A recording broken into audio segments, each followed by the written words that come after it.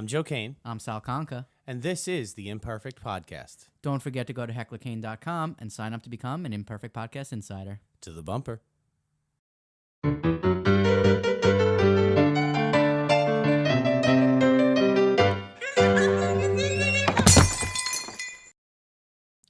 Hey, Joe, welcome to the Imperfect Podcast. Yeah.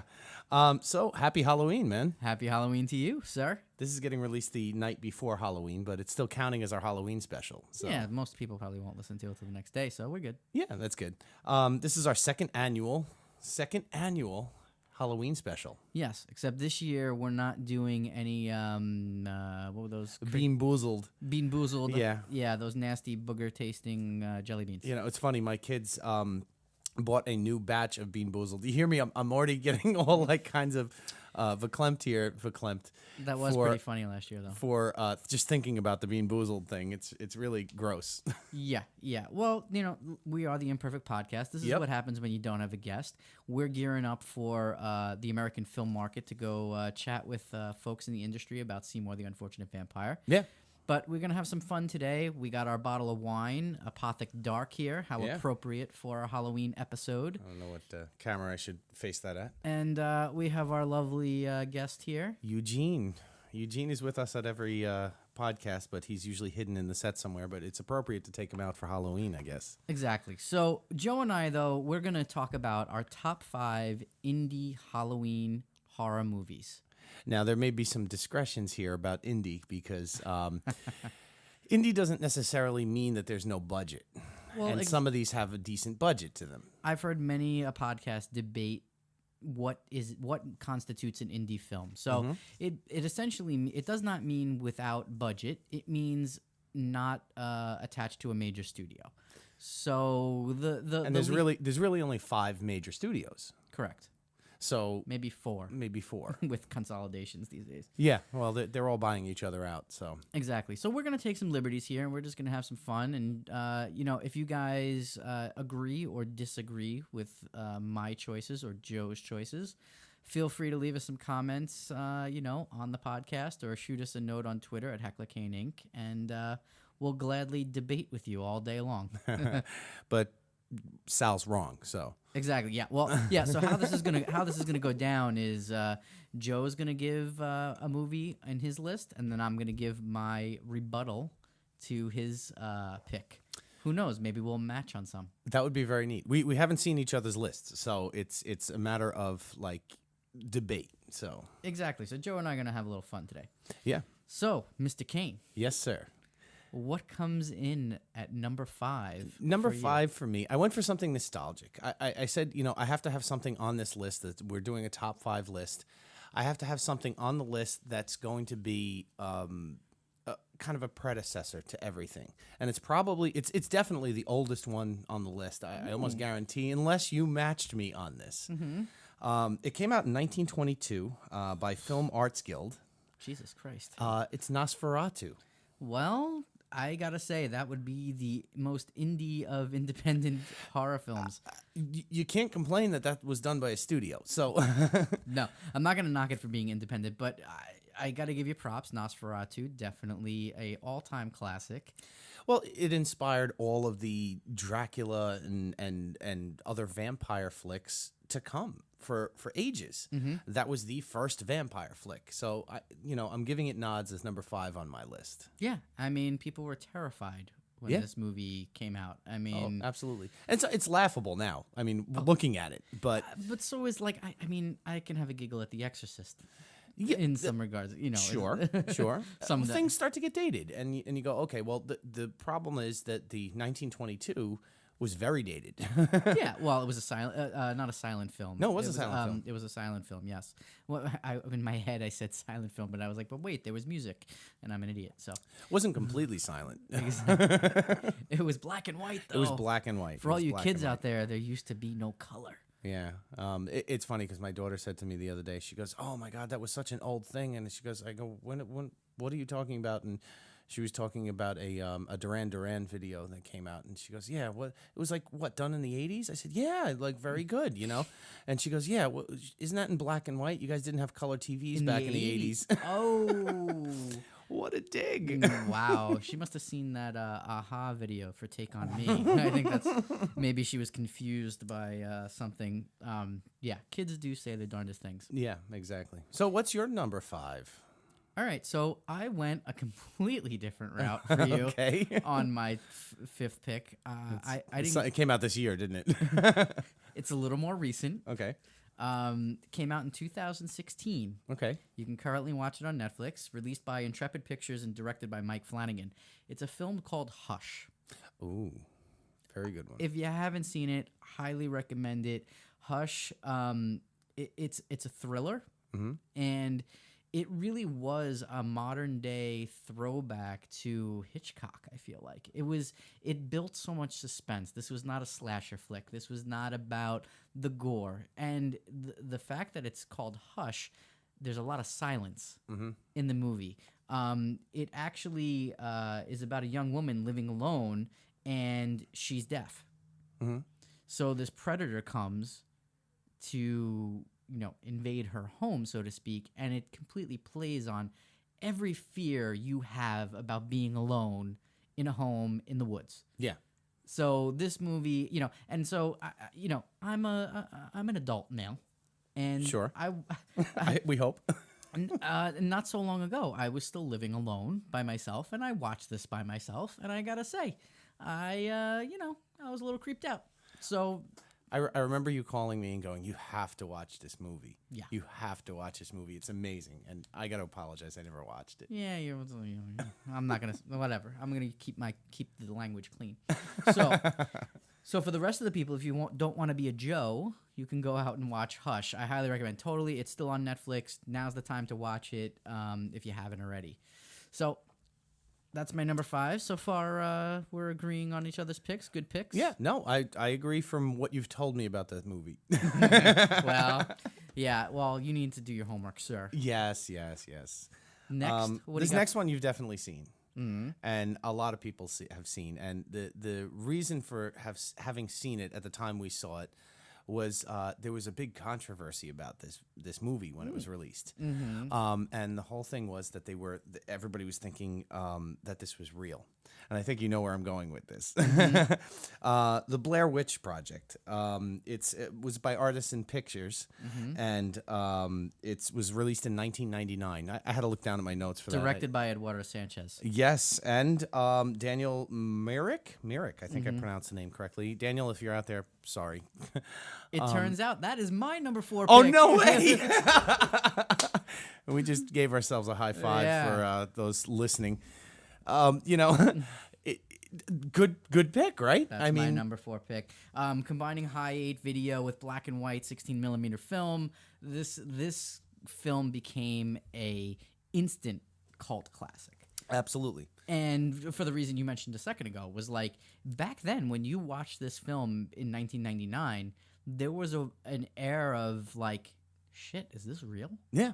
Well, what happened was all of the press and everything that went out on it was saying that it was real, and the actors were like sequestered. They didn't let the actors go out anywhere. They weren't doing publicity tours on this thing. So it was like, oh, these aren't actors. These are people who were dying in this woods from this Blair Witch or Jersey Devil, as it was kind of a different look on it. Well, and it created the genre. Oh, sure. Called found footage. Sure. I mean, quote, if I'm misspeaking, I don't know, but found footage didn't exist until Blair Witch. It was. I mean, whether as a genre. whether it existed or not, it was definitely a pioneer in that. Well, for a feature film, thing. I don't think there was found footage done that way as a feature. And the whole premise, if maybe you're a youngin' and you haven't seen this film yet, or you were doubtful about it, I mean, it's gonna give you a rush. Sure. And it's one of those films that still to this day, I think it still holds up. I mean, they recently tried to do a remake.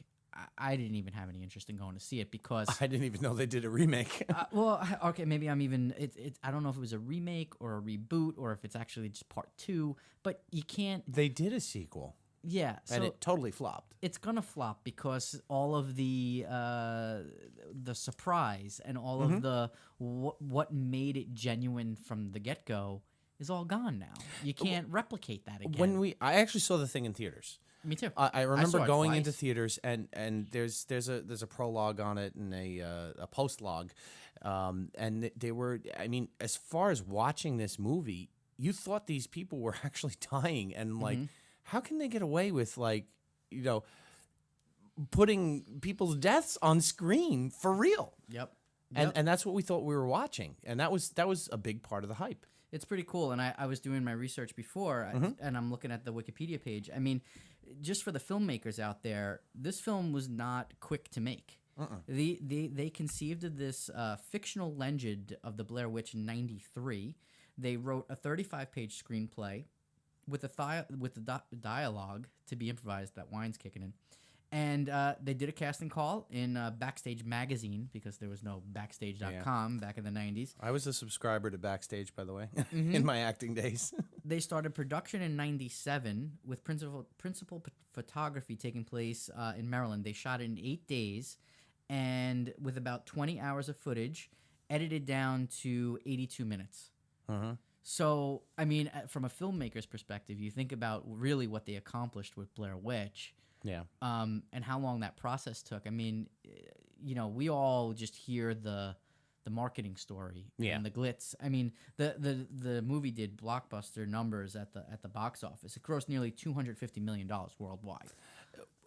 Well, because it was well publicized. Yeah, well, it had a huge marketing push and budget behind it. But listen, we've said this about any film and anything that we've been doing or anything we've come in contact with. If you don't market it, if you don't get it out there and you don't get it seen, nobody will come and watch it. Yep. And it's one of those projects, complete indie. These guys went out, did this on their own.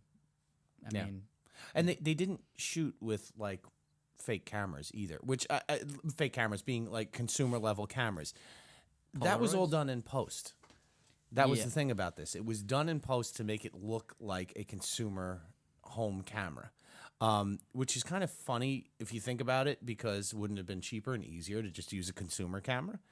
But that was kind of the allure and the trick of it all, that they could really hone in exactly what they needed, which they couldn't necessarily hone in on a consumer level camera. Yep. I think the interesting thing too, as filmmakers, is the story technically documents 3 filmmakers that went into the woods. Oh yeah. So it's a little like great little nod. You know, as filmmakers, they made this and they said, well, how are we going to get these guys? Why would they be in the woods with these cameras, right? So thinking about the Legend of Blair Witch, creating that storyline about, and that's why it works. It's why it's believable. It creates part of the because believability. I could see us grabbing cameras and going out in the woods trying to find a legend of the Jersey Devil. I can't keep you in the Massapequa preserves past sundown. Yeah. I'm a homebody. I do my thing. Yep. Well, there's no doubt Blair Witch, I believe, definitely needs to be in that top 5 list. Yeah. Everybody's top 5 list. Well, obviously we agree, and even the spot in the list, which is great. I know. If anybody, you think something else should be in that spot, let us know. I'd love to hear what, or if you hated Blair Witch, let us know that too. Yeah. Hit us up at Heckler Kane Inc. Yep. So, number 3, are we on? We're on 3 already? We're on 3 already. I lost track. 2 in. Mine was my next pick was released in 1981, and it set 2 careers on fire, basically, and kept them going. And they're still very big entities now. It's Evil Dead. Oh, the Evil Dead series. The original Evil Dead was a straight up horror film. Yeah. And then it turned into comedy, which, don't get me wrong, I love the sequels. It may be one of those times where the sequels definitely. I think Evil Dead 2 is actually more popular than Evil Dead 1. Yes, Evil Dead 2, to me, may have been a better film, but being nostalgic and going, okay, well, this is where it came from, for me, makes me want to put Evil Dead into that 3rd spot for me. Okay. It launched the careers of Sam Raimi. It launched the career of Bruce Campbell, which I am a diehard Bruce Campbell fan. And Bruce, if you're listening, I've reached out to you at least a dozen times to try to come on the podcast. And he keeps ignoring me, but I mean, he's too big. That's the. I know, Bruce.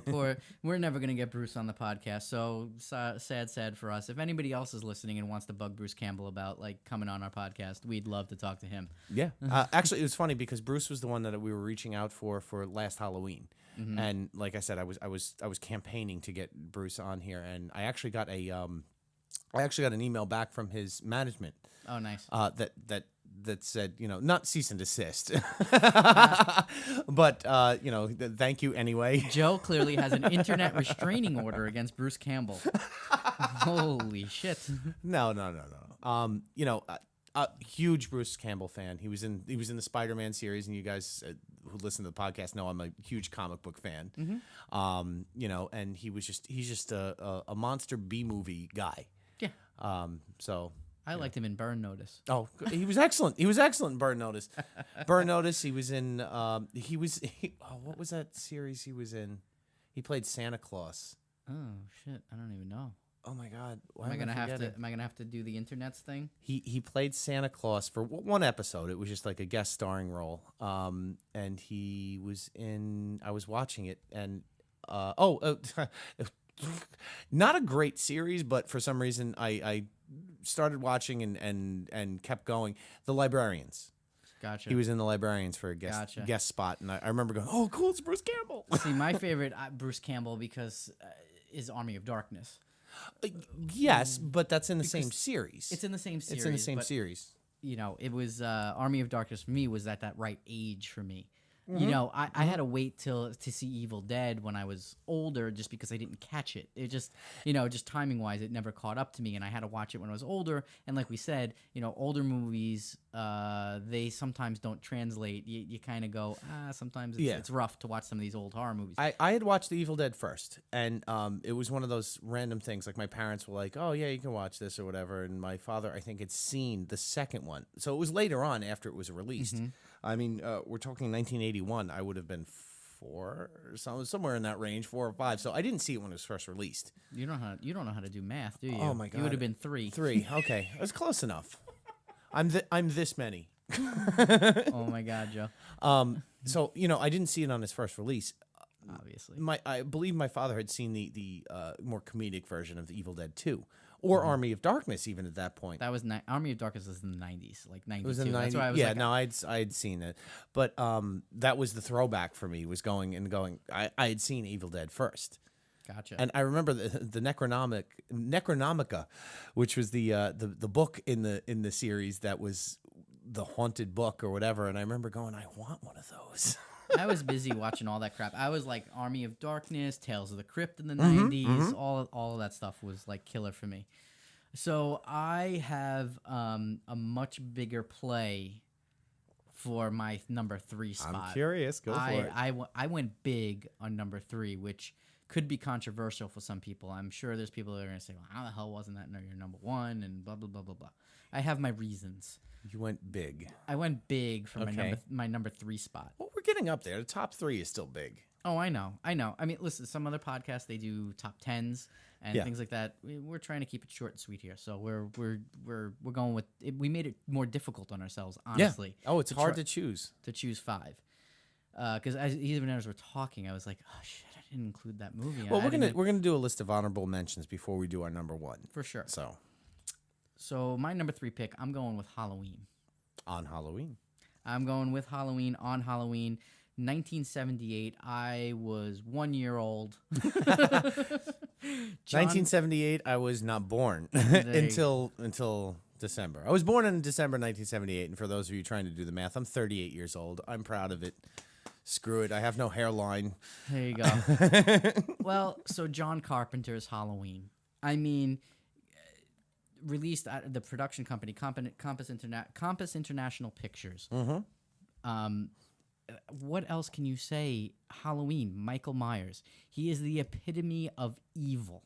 Oh, absolutely, absolutely. As a horror icon and character, there is nothing that depicts fright and terror and set the bar for slasher film.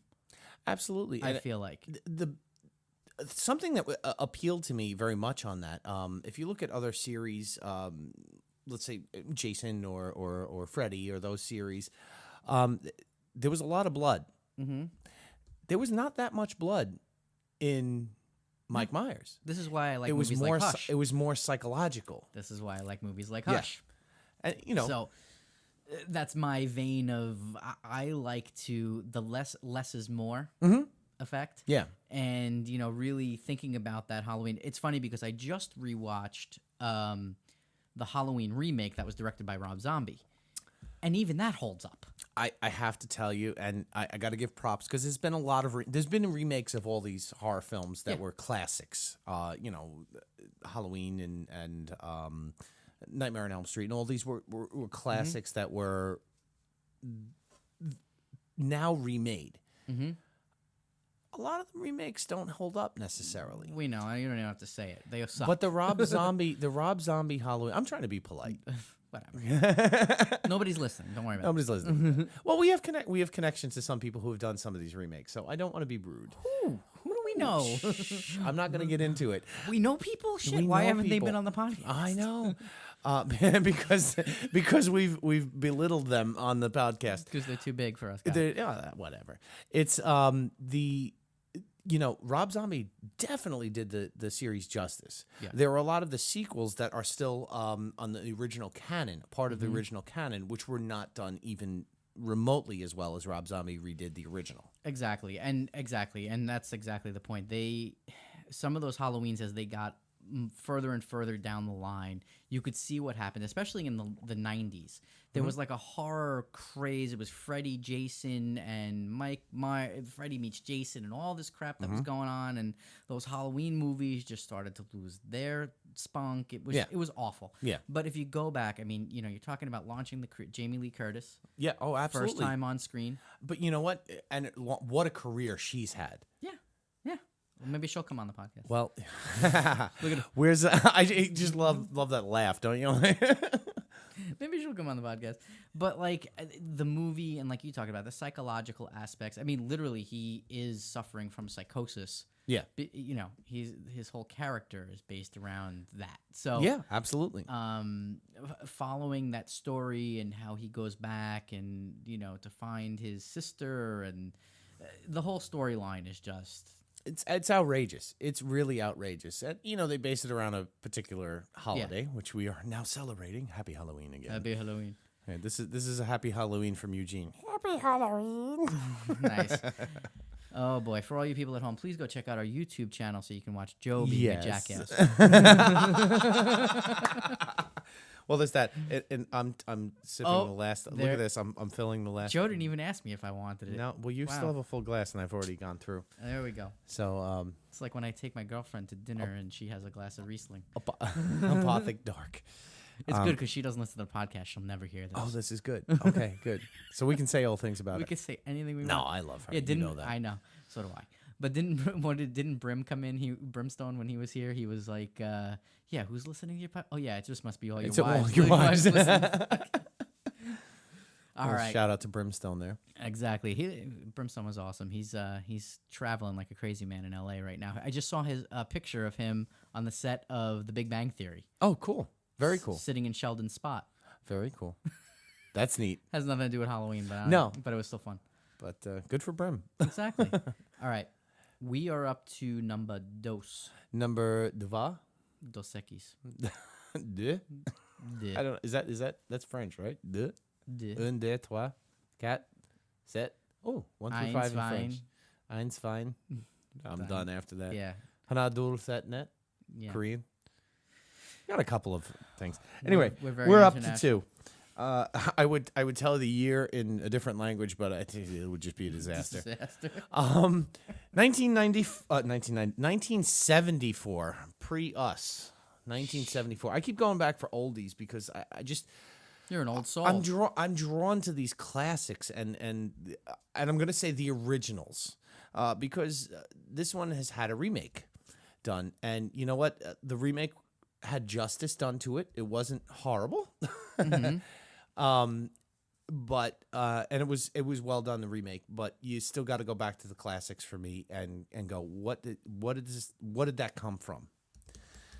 Drum roll. That's the worst That's drum roll the ever. worst drum roll on the planet. We have a drum about 3 feet away from us that we could get, but I'm not going to go there. Just bring it on. Number 2. What do you got? Texas Chainsaw Massacre. Yeah. Is that an indie? That is an indie film. Who put that out? Bryanston Pictures? I've never heard of No them. shit. Bryanston Pictures. That didn't even pop on any of my lists. No, it's real indie. It's real indie. As far as it goes, looking at indie film stuff, this was quite a breakout. It made quite a few bucks. Needless to say, for 1974 money, and it's still, I'm sure, raking in money all these years later, because what a classic. You follow the story of a guy who basically chops people up with a chainsaw. I mean, I'm being very broad on that. What do you mean? But it gets back into what we've been saying about the psychological. It had the components of a slasher film. It had the components of like the girl running and falling down, and then him dragging her back, and chopping her up with a chainsaw. And there was blood and there was gore, but it was the psychological mindfuck of these kids that broke down in a van and basically went to this house for help and got slaughtered. To me, it was very reminiscent of being trapped in there and really not being able to do anything about it. Mm-hmm. What did you bring up the stats on the box office? Because that would have been a good thing for me to research, but I didn't. I can give you the box office on that. Let's Okay. see. Texas Chainsaw Massacre. It's not here on Rotten Tomatoes, so actually I can't. But I was looking at his other stuff. The director, Toby Hooper. Hooper. He wrote it and directed it. Yeah, so he's an interesting cat. Do you know his other films? I don't, actually. What are his other films? So I'm looking at his stuff, right? So he starts with Texas Chainsaw Massacre back in '74. Yep. And he produced a lesser known film, Eaten Alive, which clearly nobody knows. But then he moves into Salem's Lot. Okay. And That's a classic. Exactly. And then in '82, Poltergeist. So hello. Ooh. Yeah. And then he directed Invaders from Mars. Come to the light. Exactly. What's the kid's name in that? Caroline. Caroline. Come Come to on. the light. That's So a horrible impression. Sorry. He's got a career. I mean, he did Texas Chainsaw Massacre 2. He's got a in career as 86. opposed to other filmmakers who don't. Horror filmmakers, sometimes they get, it's tough. Sometimes they fizzle. Yeah, or they rely so much on their series of movies, right? Mm-hmm. Like, he could have easily just, he directed Texas Chainsaw Massacre 2, but, in 86, which is almost over 10 years later. Yeah. So it wasn't like he was putting out Texas Chainsaw... He wasn't going back to revisit it for monetary purposes. He was going back to revisit it because he came up with another story by that point. He's involved with all the other Texas Chainsaw, because there's multiple. There's Texas Chainsaw Massacre in 2003. There's the Texas Chainsaw again in 2013. He produced them all. He did not direct them. That would be the tie that I was talking about with the remakes. Mm-hmm. Now it's cool that he had his hand in that. Producing, but but he still still had his hand in those because it's kind of a tip of the hat to the next generation that's taking it over. My number 2 Yeah. takes a complete detour from where you were. Oh boy. Oh boy. So the never-ending story. I wouldn't consider that unless you're 6. That's not a horror. So I mean, even Davi watched that, and then Yeah. I'm going with Shaun of the Dead. Okay, so I debated that one. So just because our love of horror and comedy, and no, did it scare the pants off me? No, it's not that type of horror.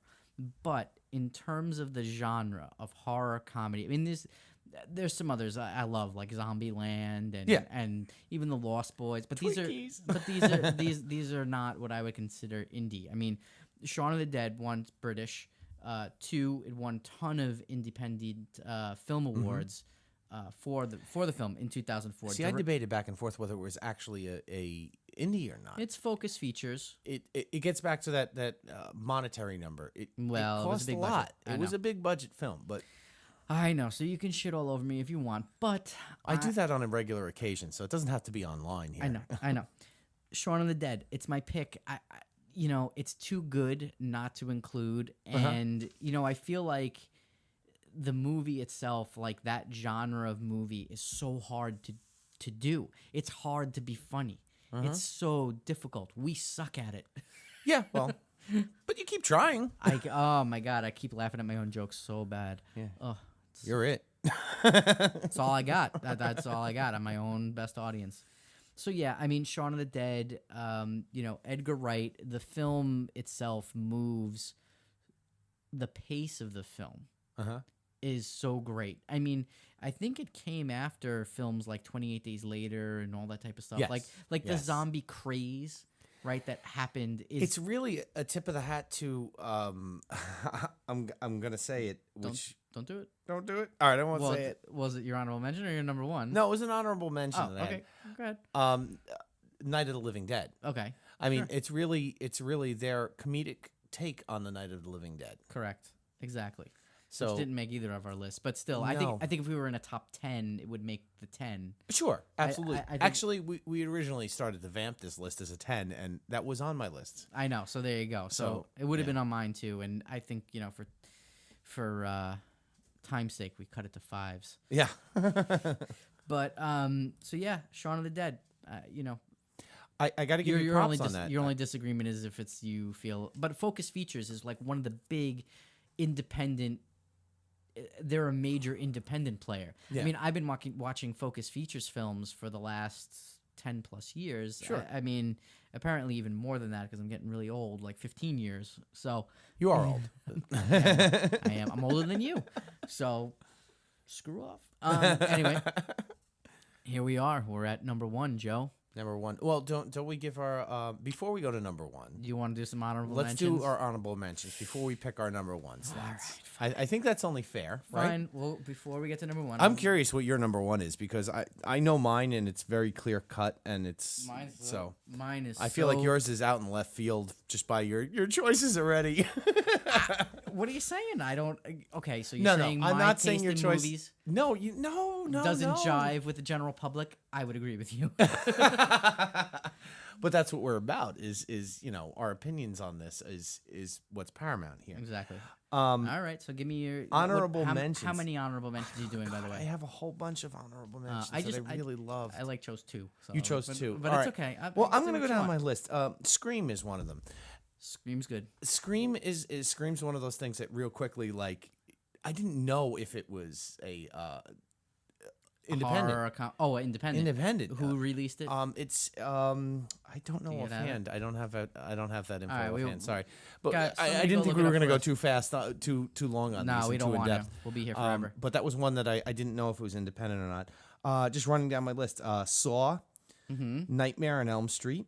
Yeah, and these are all nods to our honorable mentions. I had to put on here Dracula versus Frankenstein. Because we actually interviewed Sam Sherman, who was the distributor for Dracula versus Frankenstein. If you've made it this far in the podcast, folks, yes, go listen to our interview with Sam Sherman. He is the epitome of the true independent horror filmmaker from the 70s, international independent. Was it International Independent or Independent International Pictures? International Pictures. Referred to us by Ethan Martin. We went to his home. Yeah. We ate cheese nips and sat with his dog and did it's our only 2-part interview. So Sam Sherman, responsible for Dracula versus Frankenstein and a slew of other horror movies in the 70s and 80s. So I had to give a nod to that Dracula versus Frankenstein. The Howling was one. That was one as a kid that really scared the pants off of me, quite literally. Interesting. The Fly. interesting choice. I don't know if that's These are- necessarily always categorized as a horror film. It's tough. But God, it's more of a sci-fi film, I think. But It is. God, what a horror film! I remember Well, it's Jeff horrible. Goldblum turning into that fly, and it was just I was absolutely mortified. Have you ever And seen the original black and white? the original, like in the It was a black and white. yeah, like the I've never seen it. 50s, I think it I've was. never seen it. I've never seen it. No, I didn't. On my to-do list. They're apparently doing a reboot of that. Another. Another reboot. That just seems to be the way Hollywood's Yay, going now. Hollywood, for you and your original ideas. Yay. And then the one other one that I have for honorable mention for me was Paranormal Activity. Okay. Liked it. Overhyped. Per se, and it was still kind of falling into the pocket of Blair Witch, which I already put on the list. Yeah, I'm a little upset with you on that one. Yeah. It didn't fall anywhere near me. It's not worth a mention, so we're going to just move on. All right, so go ahead. You have a couple honorable mentions. Paranormal Activity, I don't, whatever. So in my nod to Rob Zombie, I love Rob Zombie as a director. I think he does some great work, especially after watching Halloween, and again, most recently. I literally watched it like 2 days ago. The Devil's Rejects. If you've not seen... So now this is a sequel to House of a Thousand Corpses. Now, House of a Thousand Corpses was a piece of shit. It was terrible. Well, that's putting it bluntly. It was terrible, and there was a lot of hype around it because it was Rob Zombie, his directorial debut, and he had directed all his music videos, and he's artistic, and and I could go on and on and on. Watch The Devil's Rejects. If you're into horror, you're gonna like this movie. You're gonna dig it. It's a slasher. Sid Haig is in it, and a bunch of the other horror icons that are acting icons. So Devil's Reject, honorable mention for me. Number 2. Hostel. Yeah, you wish you had that movie on your list. Hostel It was very series. difficult not to put it in my top 5. It was tough. I wouldn't have known which to switch out. Like it was very because it was. I don't know. I didn't know what to do. But Hostel. Good friend of mine from high school. It's a was Lions. in Hostel 3. Well, Heather Matarazzo. that went nuts after that. But I think I watched. I'm not Hostel saying that's too. a good movie. No. Sorry, Heather. Sorry, Heather. But None of our movies are good either, but we've had people in them, so it's okay. yeah. Wow, Hostel. It's That was a good Lionsgate. one. It's Lionsgate, That's a which good is one. still an independent production company. It was 2006. Directed by Eli Roth. Mm-hmm. I mean, back then when I originally saw it, which is not. It's only like 10 years ago, 11 years ago. It wasn't like I was a young kid or something. So, I mean, it was one of those horror movies that I watched as an adult. Like I was mentioning you before, the mid-2000s had a big overarching... There was a lot of horror that I enjoyed in that period for some reason. It was like the 80s. There's a lot of 80s stuff that I dug. And then 2000s. And then it was like the 90s. kind of skipped. Yeah, I think I was busy. I don't know what I was doing in the 90s. But Hostel, and then... I think the big horror film I watched in the 90s was It. That was impactful, but that Sure. was 99. But it was also made for TV. It was made for TV. It wasn't it's the same different. thing. It's different. Not like what we just saw. What we just saw, yeah. So, by the way, we've seen it. We were debating doing a podcast on it. There's been 1,000 podcasts on it. Go see it. Go see it. It is awesome. Well worth it. Honestly, one of the best horror films of recent. Yeah, it would be number 1 on this list in about a second if we were. It's not independent. Yeah, it's Stephen King, but phenomenal job. And the last movie I want to mention, if an honorable mention, and I have no idea if it's indie or not, but The Lost Boys still holds up too. Absolutely, I love The Lost Boys because I Yeah. love a good horror comedy. The two Coreys are in there. I mean, they just and Jamie Gertz. So Yes, yes. Jamie Gertz. All right. Settle down.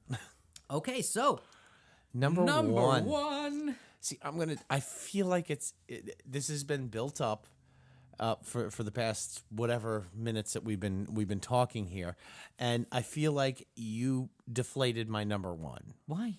It's your fault. What'd I do? Well, it was a movie that was shot in 1978 by John Carpenter. Halloween. Oh. I kind of had to go. I think my list is a little more classic than yours. Yeah, it's okay. Which is okay. I think I went more in that classic genre. You are a classic rocker. Yes, I am. And basically, Halloween to me was one of the all-time greatest horror films because of what we talked about before. And I don't have to get into that again. But it really struck a chord with me.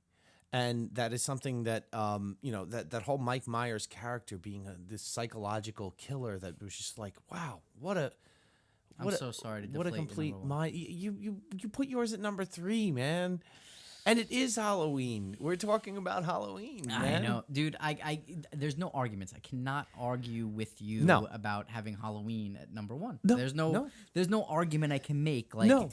Is Shaun of the Dead a better movie than Halloween? No, really. But it was above Halloween on your list, so what's wrong with you? Well, for me personally, I enjoy a good horror comedy. Okay. So it's just, I know it.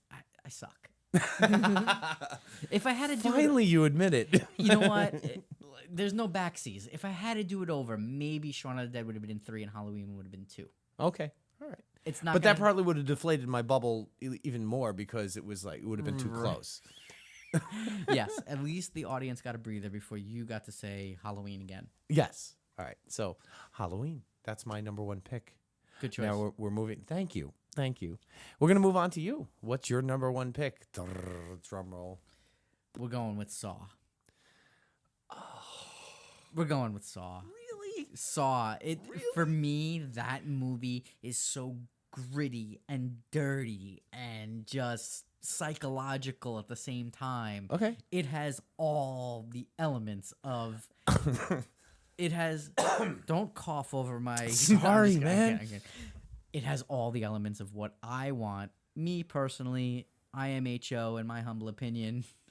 Yeah, I did that after 2 glasses of wine. That's the one. Saw. It's Saw. It's Hey, it was on my directorial- honorable mention list. directorial debut by James Wan. Mm-hmm. I mean, the Saw legacy still lives on. They're still making Saws. Yeah, oh, yeah. And they're cranking them out. I mean, I made it. A Saw came out this year. I mean, it's not like Jigsaw, Saw. Jigsaw, I think yeah. there were 6 Saws, and they were quick. oh sure. Like, as opposed to like let's like look at Halloween. Nobody fucking touched. Excuse me. Nobody. What are you worried about cursing on this podcast all of a sudden? This is like, what are we, like 50 minutes in? Yeah. Nobody will be listening at this point. So, so like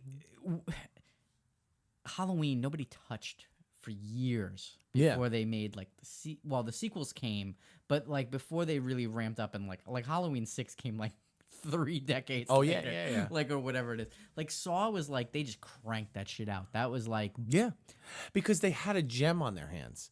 And honestly, I'm not even opposed to all of the sequels. There were a lot of great things that happened in those sequels. I'm gonna blow it. But when it was Saw 2, and it's the actress that's in Saw 2 that I love because she becomes. Do you know who I'm talking about? I do know who you're talking about, but I don't know her name, honestly. Saw. We're doing this live, folks. I am Googling stuff right now, and there's probably like people listening going, "Oh my God, Shawnee Smith." Shawnee Smith. That's her. Okay. Yeah, no, I pictured her, but I couldn't remember her name for the life of me. Yeah. And she was in the original Saw 2. I'm sorry. She was in the original Saw 2, but she was on the other side. Mm-hmm. She was one of his victims, Yes. so to speak. And so, I mean, her and just everything about those movies for me resonates, and I want to watch. They're the movie I want to watch over and over again. Yeah. It's Saw is the horror movie that really never gets old for me, even though I know the answer or I know the outcome. Like Sure. Saw, I can just. It's fun. Which you know what? sounds sick. It's a puzzle. It's a puzzle. You have to solve the puzzle. I know. Which makes it interesting. It's like why do you keep watching procedural dramas? Yeah. Because you watch those procedural dramas like Law and Order and things like that because you kind of know what's going to happen already. Yep. But you spend time trying to figure it out. I think that's what Saw has. Yeah, I do too. And that rounds out our list, man. That's it. That's it. Good list. Good list. You know what? As much as I want to shit on your list, just because it's you. Hey, everybody out there, let us know. Who do you think's list was better, Joe's list or mine? That's all we want to know. That's it. Hit us up at hecklerkane.com and sign up to be an Imperfect Podcast Insider. Yeah, do all the other stuff too. Sign up to our YouTube channel, talk with us on Twitter, because you have nothing else to do with your life but listen to us. Yeah. So come on. All right. Happy Halloween, everyone. Happy Halloween, everybody.